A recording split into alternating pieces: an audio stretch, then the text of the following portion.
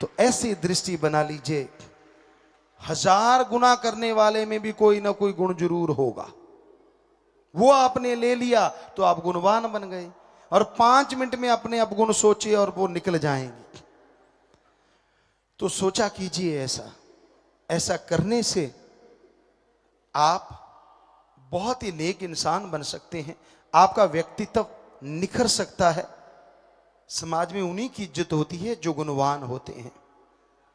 ईश्वर की दरगाह में उन्हें ही कृपा दृष्टि दया में रहमत मिलती है जो गुणवान नेक होते हैं। भगवान पैसे से नहीं मिलता, भगवान कपड़ों के रंग बदलने से नहीं मिलता, भगवान सिर में पानी डलवाने से नहीं मिलता। ऐसे मिलता तो मेंढक मछलियां कब के भगवान के पास होते। जंगल में जाने से भगवान मिलता तो जंगली जानवर भगवान के आगे बैठे होते। अरे उजाड़ों में रहने से भगवान मिलता तो उल्लू महोदय कब के मालिक के पास होते। ऐसे नहीं मिलता। मिलता है वो घर गृहस्थ में रहते, मिलता है वो ब्रह्मचार्य में, लेकिन मिलता उनको है जिनके दिलो दिमाग की भावना साफ होती है। चाहे वो राजा है, चाहे वो रंक है। वो नहीं देखता आप कौन हैं, वो नहीं देखता आपकी जात क्या है, वो देखता है क्या आपके विचार शुद्ध हैं, क्या आपकी उनके लिए कोई भावना है, या उसको भी मक्खन लगा रहे हो। 1000 की ठगी मार के 100 उसे चढ़ा रहे हो और खुद के 901 नंबर के बता रहे हो। ये भूल जाते हो कि आपके जैसा ही कोई उसे उठा के खाए जा रहा है। आप चढ़ाए जा रहे हैं, वो खाए जा रहा है, ठगी मारे जा रहे हैं और वो नजारे लूट रहा है। हम हिमाचल में गए, देवभूमि, वहां एक सज्जन मिले, हमने सत्संग किया। ऐसे ही बोले कि भगवान पैसा नहीं लेता, संत पैसा नहीं लेता। बड़ा खुश हुआ वो, हमें मिलना। कहता गुरुजी बात करनी है। हमने कीजिए। कहता मैं इधर का हेड हूं। हमने कहा ठीक है। कहने लगा गुरुजी अगर कोई 100 या सैकड़ों या 1000 रुपया चढ़ाता है तो हम कहते हैं ये हजारों वाला है। हजारों चढ़ाता है तो हम कहते हैं ये लाख वाला है। अब लाखों चढ़ाता है तो हम कहते हैं करोड़ वाला है, और करोड़ चढ़ाता है तो हम कहते हैं करोड़ों वाला है। हमने कहा यार ये तेरा बाड़ा क्या है। कहता गुरुजी अगर कोई सैकड़ों चढ़ाता है तो हम कहते हैं ये 1000 वाला ठग है। 1000 कमाए होंगे ठगी से तभी हमें 100 देने आया है। लाख चढ़ाता है हम कहते लाखों वाला ठग है, तभी हमें लाख देने आया अगर लाखों कमाए। करोड़ चाहता है तो हम कहते हैं ये अरबों वाला ठग है जो हमें करोड़ देने आया है।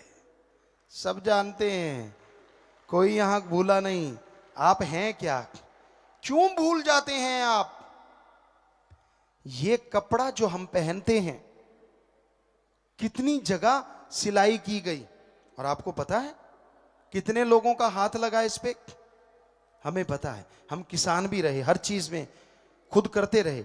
सबसे पहले धरती को संवारा जाता है, फिर उसको पानी दिया जाता है, खाद वगैरह गोबर का गांव में लोग डालते हैं वो डाला जाता है, फिर बीज बोया जाता है, फिर उस पे पौधा बनता है, घास फूस निकाला जाता है, फिर पौधे पे फ्रूट वो फल आता है, फिर उस पे कपास आती है, फिर उसको चुना जाता है, फैक्ट्रियों में जाता है, बीज अलग रुई अलग, फिर धागा फैक्ट्री में जाता है, धागा बनता है, फिर कपड़ा फैक्ट्री में जाता है, डिजाइनर डिजाइन करते हैं, बहुत बड़ी मशीनें, कपड़ा बनाया जाता है, फिर बड़े शाहूकार लाते हैं, फिर कोई दुकानदार लाता है, फिर हम लाते हैं, फिर हम टेलर मास्टर को नाप देते हैं, फिर ये कपड़ा बनता है और हम पहनते हैं तो शरीर पे आता है।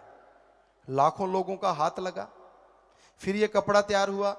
और दूसरी तरफ भगवान ने हमारे ऊपर ऐसी चमड़ी चढ़ाई है, एक भी टंका दिखा दो अगर लगा हुआ है तो। और क्या फिटिंग है, गजब की फिटिंग है। इतना फ्लेक्सिबल है हमारा कपड़ा।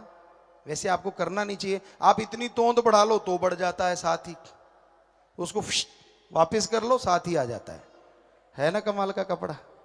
और आप बड़ा तो फट जाएगा, एक बार टाइट पहना और ये तोंद बढ़ाई आएगा ही नहीं, यहीं अटक जाएगा, इतना सही रह जाएगा। खींचो या तो चर्र हो जाएगा तो या फिर फर, है ना। ऐसा कपड़ा तो है ही नहीं ना कि जो ऐसे के भी आए और ऐसे के भी आए।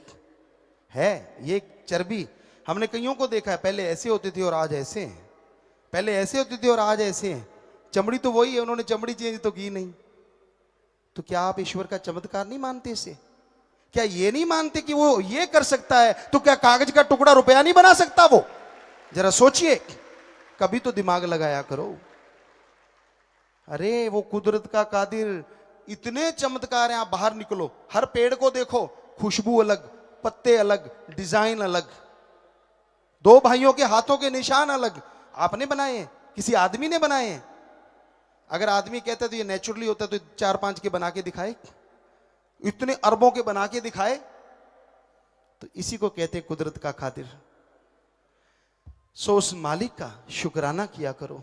जो मालिक का शुक्राना करते हैं, मालिक उनका हमेशा साथ देते हैं। और जो क्यों किंतु परंतु वाले होते हैं, वो हमेशा खाली थे, खाली हैं और खाली रहते हैं। उनके अंदर और कुछ भी नहीं आता खालीपन के सिवाय। और जो ईश्वर का हो जाता है, ईश्वर उनका हो जाता है। हर किसी का कोई ना कोई बॉस, कोई ना कोई मालिक तो होता है। आपको एक उदाहरण कई बार सुना है लास्ट में। एक फकीर जंगल में रहता था, सच्ची बात है। वो राम अल्लाह ईश्वर की भक्ति इबादत किया करता था। एक दिन शहर की तरफ आया, क्या देखता है, बड़े खूबसूरत फूल लगे हुए हैं, बड़े सुंदर सुंदर पेड़ हैं। शुक्राना कर रहा है, वाह अल्लाह, वाह राम, क्या कमाल कर रखा है तूने। आदमियों को देखता है, सुंदर कपड़े, वाह भगवान, क्या आदमी है तेरे, कितने खूबसूरत कपड़े बने, वाह वाह। मकान देखता है, कई मंजिले, वाह मालिक, कितने सुंदर मकान बनाए, वाह मालिक, वाह वाह वाह। तो मालिक ही कर रहा है, लेकिन थोड़ा अलग तरीके से।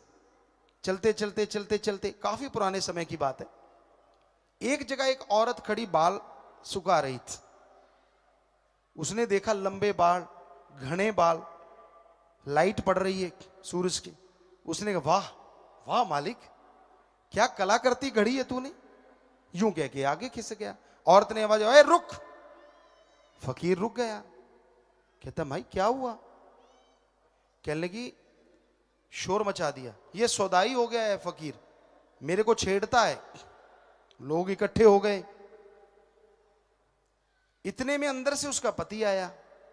कहता, क्या हुआ? कहती, ये सौदाई हो गया फकीर, इसने मुझे ऐसे ऐसे बोला। वो आया सीढ़ियों से नीचे उतर के और मारने लगा, खूब मारा फकीर को। फकीर हाथ जोड़ के लगा, भाई तू कौन? कहता, मैं उसका मालिक। कहता, ओके ठीक है ठीक है। कुछ नहीं बोला फकीर, भक्ति में बस अपना खड़ा रहा। मार पीट के वो वापस गया, गाड़ी निकालते निकालते सीढ़ियां चढ़ने लगा गुस्से में। लास्ट सीढ़ी पे चढ़ा, पैर फिसला, नीचे आते गर्दन टूट गई। औरत ने फिर शोर मचा दिया, इस फकीर ने मेरे पति को मार दिया। इकट्ठ हो गया। फकीर दूर खड़ा है। कहते, यार चुपचाप, वाह मालिक, क्या तेरे खेल। लोग कहने लगे, क्या बात है बीबी? कहने लगे, इस फकीर ने मेरे पति को मारा। तो फकीर का, ना बहन ऐसा कुछ नहीं है। कहते, फिर किसने मारा? कहता, ये कौन था? कहती, मेरा मालिक। कहता, मालिकी मालिकों का झगड़ा था, तेरा कमजोर था, मेरा पावरफुल था, उसने इसको मार दिया। तेरा ये मालिक, मेरा वो मालिक, इसलिए चक्कर पड़ गया। तेरे वाला छोटा था, मेरे वाला बड़ा है। मैंने कुछ नहीं किया, मेरे को तो वो पीट के गया, उसको पसंद नहीं आया मेरे वाले मालिक को। जैसे तुझे मेरा देखना तेरे मालिक को पसंद नहीं आया, तेरे मालिक का मुझे पीटना उस मालिक को पसंद नहीं आया। अब उसने क्या किया, उसे तो मैं रोक भी नहीं सकता। तो भाई मालिक बनाना है तो फिर ऐसे ही बनाओ ना, ऐसे को क्या बनाना जो दूसरों के सामने यूं करता रहे, इतना दे दे इतना दे दे।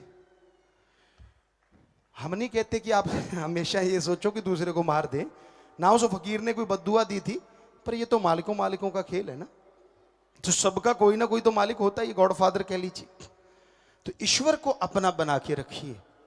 बाकी किसी को आप क्या कहते क्या नहीं कहते वो तो आपका व्यवहार है, पर जब आप उसे कुछ कहते हैं तो वो तो जानता है ना, क्योंकि फकीर कभी किसी का बुरा नहीं करता, कल्पना में भी नहीं लाता, करना तो दूर की बात।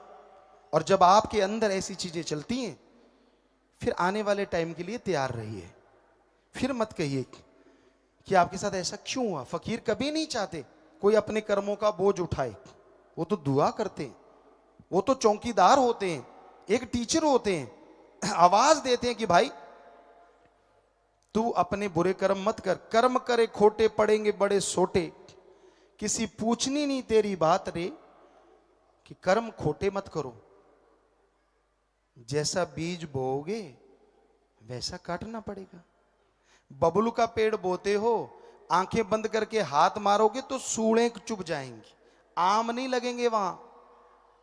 इसलिए जैसे कर्म करते हो, जैसे ख्यालों के स्वामी हो, अगर बदले नहीं तो वैसा फल मिलना है। समय लग सकता है, थोड़ा पहले थोड़ा बाद में। इसलिए हमेशा अपने विचारों का शुद्धिकरण रखिए, ईश्वर की भक्ति इबादत कीजिए, ताकि बुरे कर्मों से आप बच सकें, मालिक की भक्ति इबादत कर सकें, और मालिक दया में रहमत से आपको नवाजे, खुशियों से आपको नवाजे। हमेशा हम तो यही दुआ करते हैं। धन धन सतगुरु तेरा ही आशा। सभी साध संगत जी से निवेदन है कि मेरा चैनल जरूर सब्सक्राइब करें जी। धन धन सतगुरु तेरा ही आसरा।